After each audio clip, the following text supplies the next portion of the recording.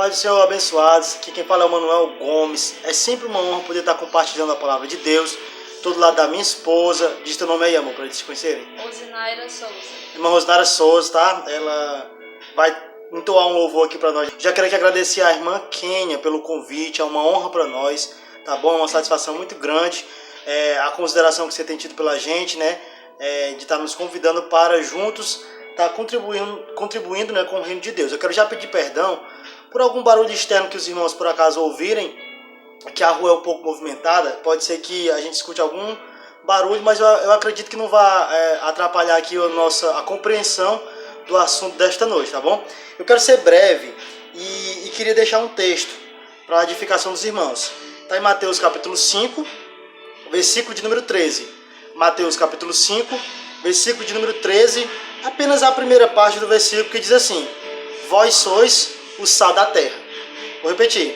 Mateus capítulo 5, versículo 13. Vós sois o sal da terra. Interessante falar que quando Jesus ele foi mencionar essa frase, ou declarou essa frase aos seus discípulos, ele não falou de uma incerteza ou de uma insegurança, que seria os discípulos sendo comparados com o sal da terra.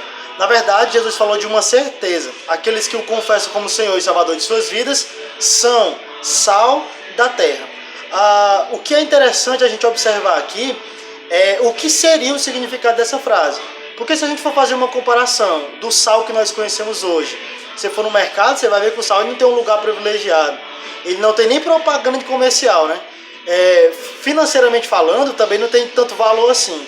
Mas não é porque ele não tem valor que a sua essência, ou o seu significado, a sua função seja ofuscada pelo fato de ele não ter valor. Quando Jesus mencionou isso para os discípulos, ao dizerem, vocês são o sal da terra, ou nós na atualidade somos o sal da terra, Jesus estava falando de várias características que o sal tem. Mas para mim, a mais importante, a minha opinião particular, é que o sal ele tem o seu valor. Você consegue identificar a diferença de uma comida que tem muito sal ou que tem pouco sal. Ou muito sal com excesso vai ficar muito salgado. Pouco, insosso. Tem que ser a medida certa.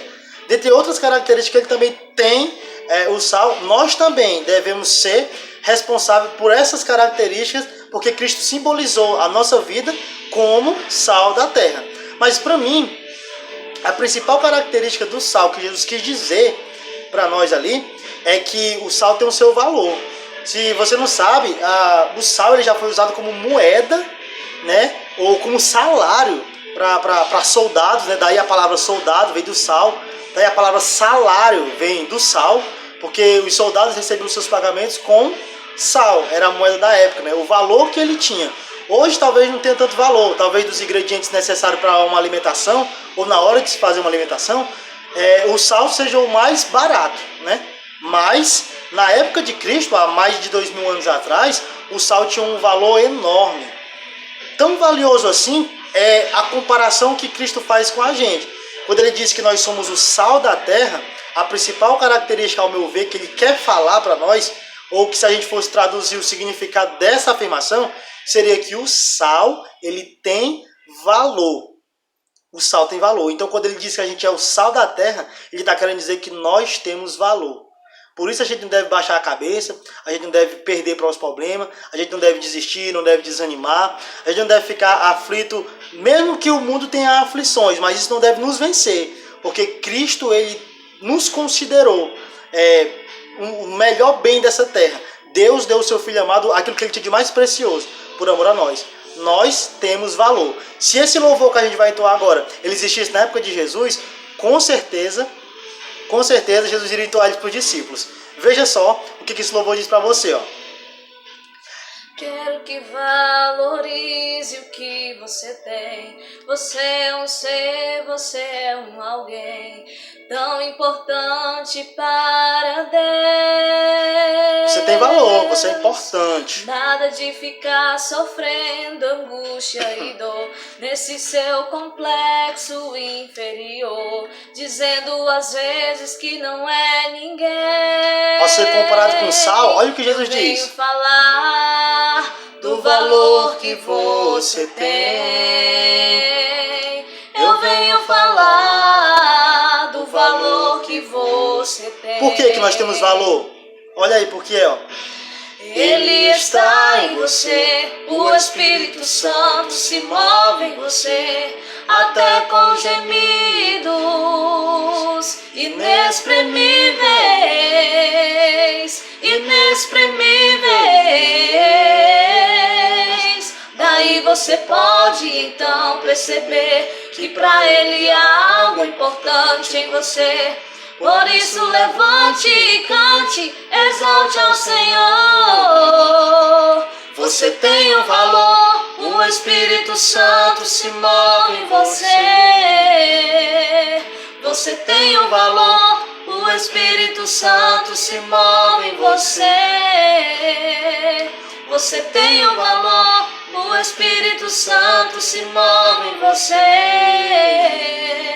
Você tem um valor, o Espírito Santo se move em você. Quero que valorize o que você tem. Você é um ser, você é um alguém tão importante para Deus. Nada de ficar sofrendo angústia e dor nesse seu complexo inferior, dizendo às vezes que não é ninguém. Eu venho falar do valor que você tem. Eu venho falar do valor que você tem. Ele está em você, o Espírito Santo se move em você, até com gemidos inexprimíveis, inexprimíveis. Daí você pode então perceber que para Ele há algo importante em você. Por isso levante e cante, exalte ao Senhor. Você tem um valor, o Espírito Santo se move em você. Você tem um valor, o Espírito Santo se move em você. Você tem um valor, o Espírito Santo se move em você. Você tem um valor.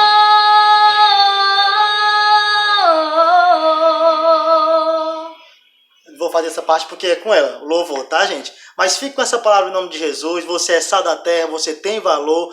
Cristo morreu a nossa morte e nos deu a sua vida. Viva a vida com Deus para a honra e glória do seu nome sempre. Nós queremos agradecer aqui essa oportunidade de estar compartilhando com você esse momento.